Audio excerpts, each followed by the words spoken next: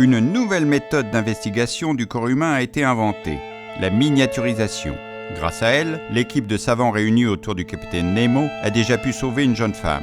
Ils entament aujourd'hui une nouvelle plongée. Que vont-ils bien pouvoir découvrir ? Ce patient est en mauvais point. A-t-il perdu connaissance depuis longtemps ? Non, quelques minutes. Il se plaignait de violents maux de tête et nous craignons une méningite. Une méningite ? Diable, c'est sérieux en effet. Avez-vous fait des examens ?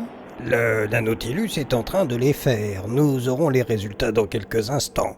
Il s'agit d'une méningite bactérienne, la plus grave. Vous voyez ces grains bleus ? Oui ? Ce sont des méningocoques. Ces bactéries sont très virulentes. Elles peuvent rester des années dans la gorge ou les cavités nasales des humains sans se faire remarquer. Mais d'autres bactéries peuvent aussi provoquer des méningites. Mais comment et pourquoi provoque-t-elle la méningite ? Elle se déplace ? Elles passent dans le sang. La recherche a identifié le moyen par lequel la bactérie change de milieu. Les méningocoques portent à leur surface des sortes de poils qui vont leur permettre de s'accrocher au tissu et de s'agglomérer entre elles. Ces poils vont s'infiltrer à l'intérieur des tissus et ouvrir de microscopiques failles. Certaines bactéries vont alors se détacher des autres et emprunter ces failles pour aller coloniser le milieu sanguin.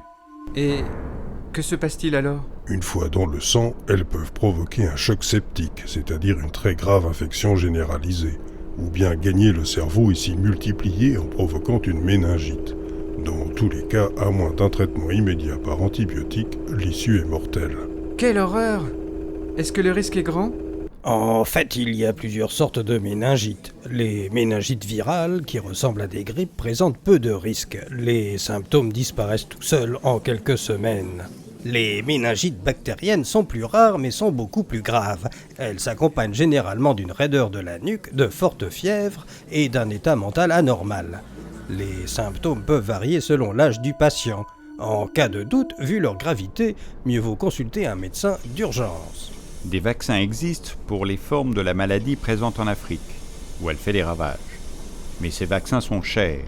En Europe, un vaccin contre le sérogroupe B, le plus répandu, est maintenant très avancé, avec des tests à grande échelle.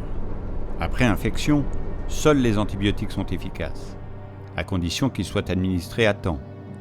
S'appuyant sur leur dernière découverte, les chercheurs espèrent trouver le moyen de bloquer la dissémination de la bactérie jusqu'au cerveau.